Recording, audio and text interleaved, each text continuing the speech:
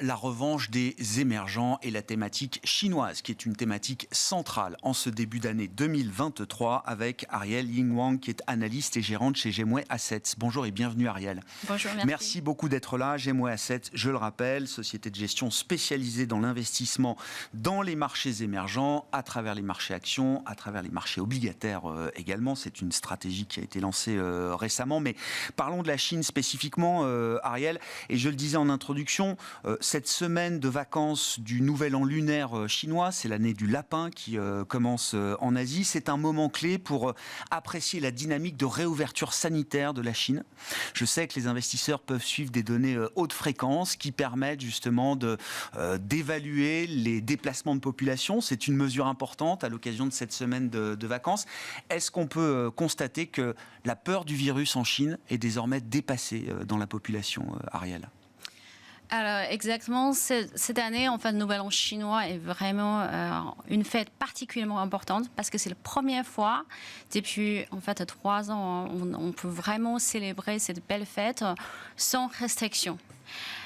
En Chine, en fait, selon les données du gouvernement, durant le 7 janvier jusqu'à 24 janvier, donc c'est-à-dire hier, en fait, le nombre total de volume de voyageurs, c'est en hausse de 50% par rapport à il y a un an.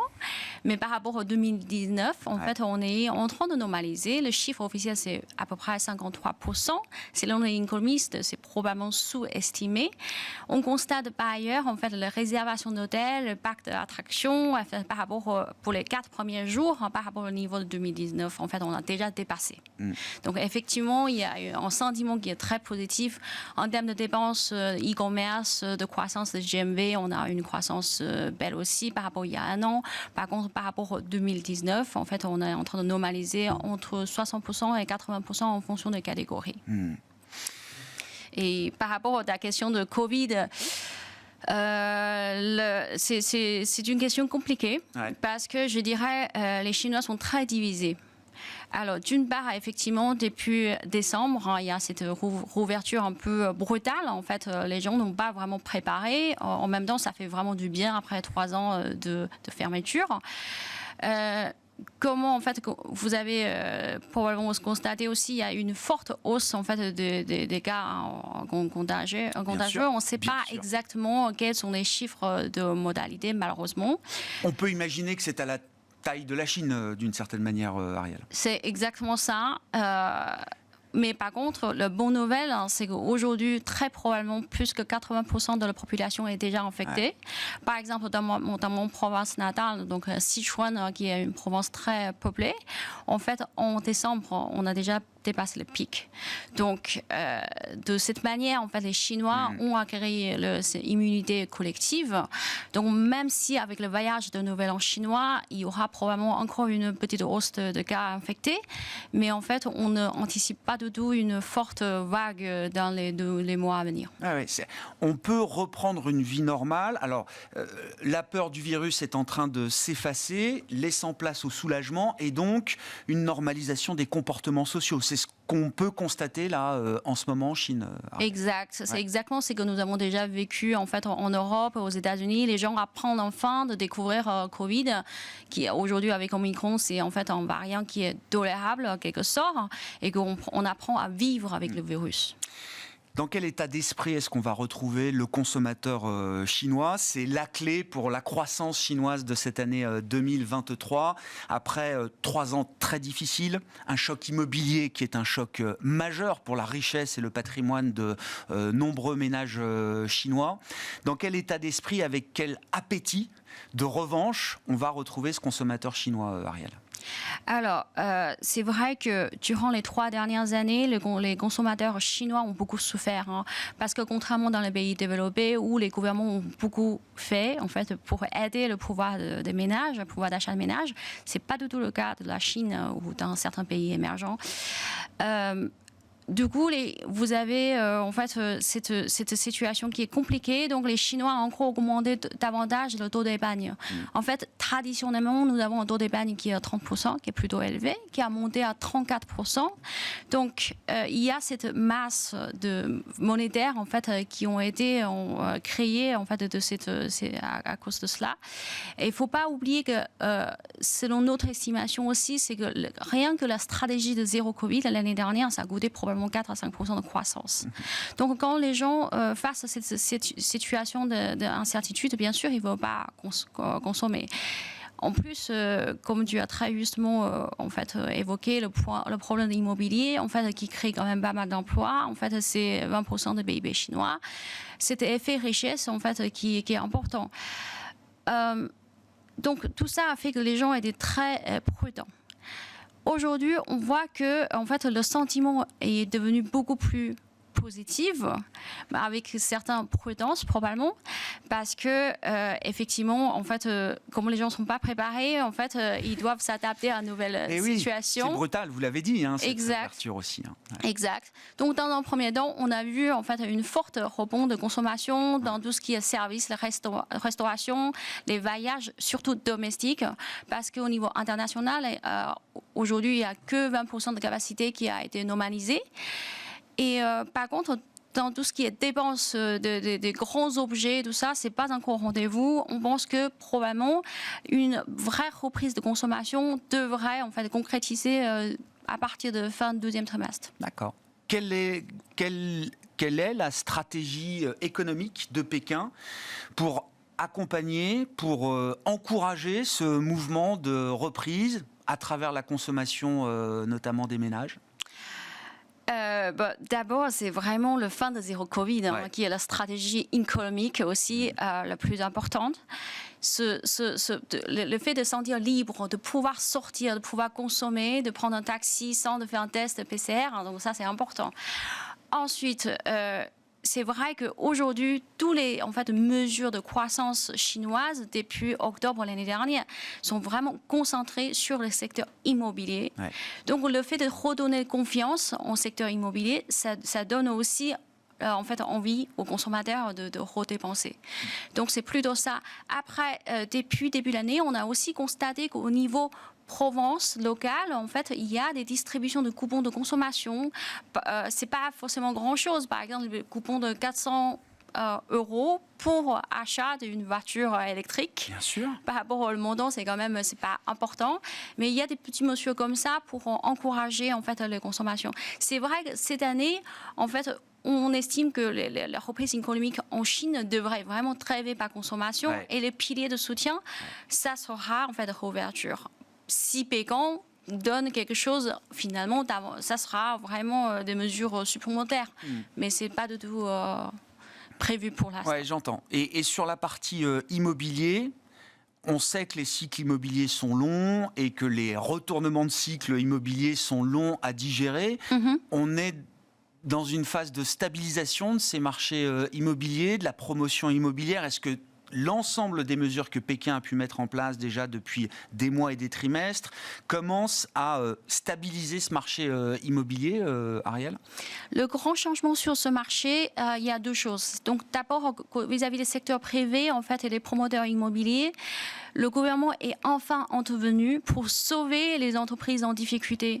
Parce qu'après une forte en fait, consolidation industrielle, aujourd'hui, certains promoteurs en fait, qui sont restés sont relativement forts par rapport aux les autres. Bien sûr. Donc effectivement, oui, certains méritent d'être soutenus malgré tout quand même dans cette restructuration du secteur immobilier. Il y a quand même des acteurs qui sont incontournables et qu'il faut soutenir. Exact, puisqu'ils sont quand même un argent économique important. Donc, le fait de le soutenir, ça va stabiliser aussi le système. Donc, on a vu, par exemple, l'autorisation de nouveau sur le marché pour ces promoteurs immobiliers de lever le fonds et aussi d'avoir l'accès au crédit de nouveau. Parce que ça, depuis, pendant des mois, on a vu c'était plutôt réservé à les grandes entreprises d'État. Mais aujourd'hui, ce programme a été élargi. Aussi, au niveau de ville, il y a de moins en moins de restrictions concernant l'achat immobilier, que ce soit premier logement ou deuxième logement. Donc, ce sont des mesures très positives. Sur le plan des marchés, alors évidemment, on l'a tous constaté, la réactivation des marchés chinois date du mois de novembre 2022, avec un rebond d'ampleur. Déjà, en quelques mois, on a vu des parties du marché chinois, des marchés chinois rebondir peut-être de 30% et plus depuis quelques mois, Ariel. On a intégré, donc, j'imagine, une partie de ces bonnes nouvelles liées à la réouverture sanitaire. Qu'est-ce qu'on peut dire de l'état des lieux là, des marchés chinois après cette première phase de rebond? Est-ce que ça a permis déjà un re-rating important du marché chinois? Alors, d'abord, le rebond est effectivement très très fort parce que depuis fin octobre, alors MSCI China, et quoi? Ça va te surprendre, plutôt une reprise de 55%. 55%. Exact, c'est un rebond très très fort. Or, si on regarde par rapport au niveau historique, le pic en fait en 2021, on est encore en baisse de 56%, donc c'est 50%, donc c'est très très important. Encore le potentiel. Et aujourd'hui, le marché Chine populaire, donc les A-shares sont en retard, parce que le rebond depuis en fait fin octobre, c'est seulement de 20%. D'accord. C'est plutôt le marché de Hong Kong, on va dire, qui a été ADR, leader, et les ADR qui ont été leaders dans ce rebond de marché. Exact. Et donc, et en termes de participation, c'est très léger. En fait, aujourd'hui, si vous interrogez les gérants émergents, ça pourrait surprendre parce qu'il n'y a que 30% de gérants ont overweight Chine. Or, si vous regardez les pays comme Brésil, le Mexique, l'Indonésie, c'est 70% de overweight. Pourquoi? Parce que c'est quand même un contexte très difficile. Souvenez-vous, en octobre l'année dernière, encore on parlait de la Chine en tant qu'un marché compliqué, investissable. Uninvestable. Exact. C'est ce qu'on disait du marché chinois il y a encore 3-4 mois. Oui. Et ininvestissable. Je pense que c'était aussi la première fois depuis 12 jours, on parle de manière sérieuse de pousser un mandat MSCI émergent hors Chine. Or, en fait, bien sûr, il y avait la réouverture soudaine qui était une très bonne nouvelle, mais qui était très mal anticipée par le marché. C'est pour ça, aujourd'hui, face à le fort rebond, en fait, les gérants sont assez partagés. Le sentiment change. Avec le rebond des prix sur le marché chinois, le sentiment des investisseurs globaux est en train d'évoluer peut-être. Exact. Bien sûr, le rebond, ça fait du bien, mais en même temps, si on regarde en fait les perspectives de croissance, ça c'est très intéressant aussi, parce que la Chine aujourd'hui, en fait, en termes de croissance économique, l'estimation économique c'est 5%. Nous estimons c'est probablement sous-estimé. Il y a une belle perspective de revalorisation à la hausse, y compris la croissance bénéficiaire. De ce point de vue, aussi, on pourrait souligner que c'est la première fois depuis 4 ans, tous les étoiles s'alignent en Chine, au niveau sanitaire, mesures économiques, soutien politique, même la relation sino-américaine qui est devenue... je dirais pas beaucoup plus positive, mais moins... Et qui ne s'est pas dégradé plus. Exact, exact. On va le dire comme ça. Et le risque des listings de ADR n'est plus un sujet. Est-ce qu'il y a un risque d'inflation en Chine avec cet effet de réouverture? On parle d'inflation partout dans le monde, même au Japon. je regarde les indicateurs d'inflation en Chine et effectivement, l'inflation reste parfaitement sous contrôle. Est-ce que c'est un risque quand même que peut connaître l'économie chinoise d'avoir, elle aussi, ce moment inflationniste que le reste des économies dans le monde ont connu ou connaissent encore aujourd'hui? En fait, aujourd'hui, l'inflation n'est vraiment pas un sujet en Chine, que ce soit le prix de production industrielle ou consommateur. Quelque sorte, si on a un peu d'inflation cette année en Chine, ce n'est pas une mauvaise chose, vu le base très très faible. Donc 2-3% de croissance, c'est tout à fait acceptable. Oui. Tout à fait. En fait, ça signifie que probablement aussi la croissance qui est confirmée. Le risque, probablement pour le marché chinois, nous, on anticipe vraiment deux genres de risques. Donc, d'abord, c'est le ralentissement de croissance mondiale. Donc, l'exportation, ça pourrait affecter. Mais grâce à une forte reprise de consommation, ça devrait pouvoir recompenser. Deuxième risque, en fait, c'est toujours le risque géopolitique.